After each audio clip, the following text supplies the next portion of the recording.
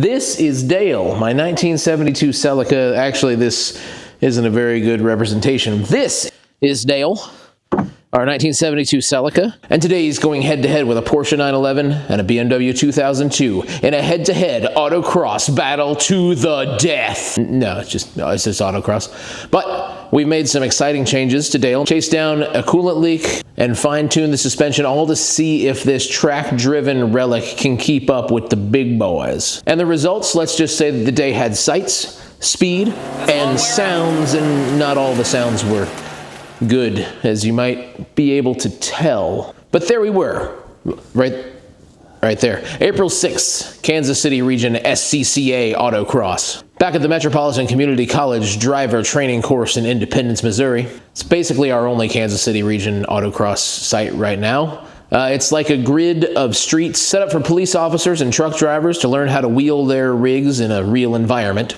We rolled in early, on all four wheels and with a full tank of hope.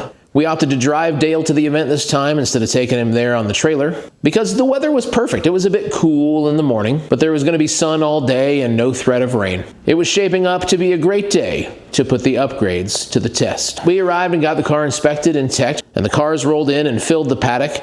You got guys unloading from enclosed trailers, others showing up in daily drivers, and a few of us vintage weirdos trying to wring every 10th out of 50-year-old hardware. There's just something about these mornings. The buzz, the action in the paddock, and the fact that everyone's here for just one thing, to drive the absolute wheels off of whatever they've brought. For this event and all autocross events, Dale is classed in the Heritage Classic Street class, HCS for short. And that's where the really cool stuff lives, with the period-correct paint, stock interiors, and just enough leeway in the class to make the cars safe and raceable.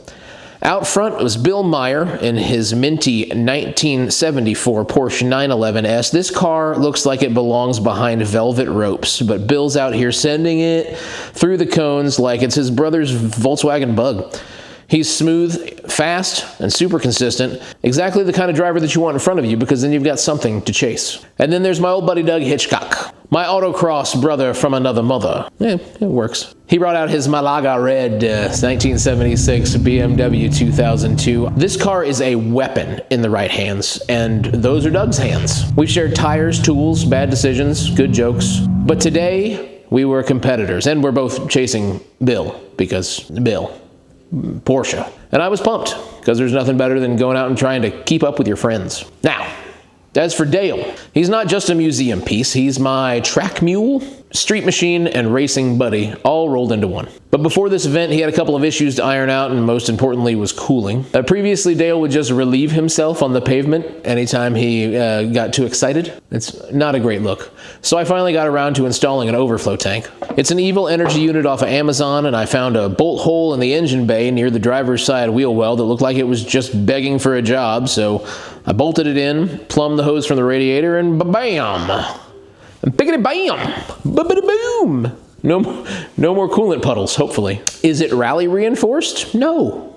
Does it work? Absolutely. And then the big change was to the suspension. We've got a whole other video on the Techno Toy Tuning roll center adjusters that we installed on the front suspension, but they made a huge difference in the handling of the car. The roll center adjusters lowered the ball joints to bring the geometry back into line after we dropped the ride height. Suffice to say, where Dale used to bump steer his way through a corner, now he was much more predictable, stable, and composed. It gave us a lot of confidence going into the event, knowing that we could push him a little bit harder. So that's all we did to Dale, but how did Dale do? Well, HCS only ran in the second heat, so temperatures were still below 50, around 50. Not the warmest for the tires, but we all, sucked it up, put on our big boy pants, and took our old machines out to rip it up. For my first run, it was a shakedown. Nothing wild. Just getting a feel for how the car reacted to the course. It was tighter than expected. A couple of transitions that really caught me off guard. Dale felt solid, though. No coolant loss. Steering felt sharp. Brakes were predictable. Across the line with a 52.4, a little bit off pace, but a good start. Especially considering that Doug's first run was a 53.1, and Bill snagged a cone with a 52. So I was right on the pace. Run 2 came around.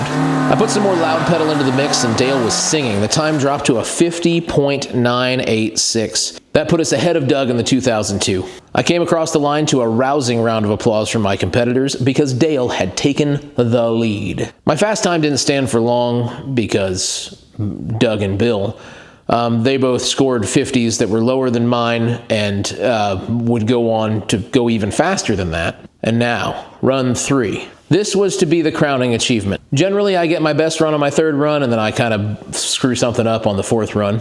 But this is where the day took a turn. So I launched hard. I felt like I nailed the slalom, but I missed a braking zone at the end of the middle straight, and I had to spend about a second recovering to get back online. Then as I rolled across the finish and I let the motor wind down, I heard a familiar but louder noise. It was faint before, but now it sounded like a coffee can full of bolts just bouncing around in the motor. Oh my God. Ugh. I backed out of the throttle immediately, coasted into grid after the finish. The time was slower because that's what it was going to be. I flubbed that corner with a 51. So we made the call. No run 4 for Dale. We were done for the day. Miles had also done 3 runs, so really Dale had 6 runs on a rattly chain or whatever it is. And we just thought, you know, we really can't keep racing him. We probably can't even drive him home in this state. So we cruised back to the house during the 3rd heat because we didn't have to work. We dumped our MR2 off of the trailer. We brought the truck back with the trailer and got Dale on just in time to go to work in the 4th heat. Miles had to head out onto the track, and I headed into the trailer to do some sweet announcing. Cranking out the hits for all the cats and kittens on 106.1 The Cone. You can tune into the radio station if you're there. If you're in Kansas City, remember that. Turn it on in your car. You know, so even with the early retirement, Dale ran strong. We stayed within a quarter second of Doug's fastest time and within a second of the 911. But more importantly, we had a blast. We pushed hard and we learned some stuff. And now I've got this mystery noise to chase down. Is it here? Is it down here? Is it in the top end? Is it in the chains? I don't know. But I'm in here now, and that sucks. But stay tuned for all of that. I'm not going to talk about it here. That's another video. I'm calling it a semi-successful shakedown as far as the racing goes because we got close.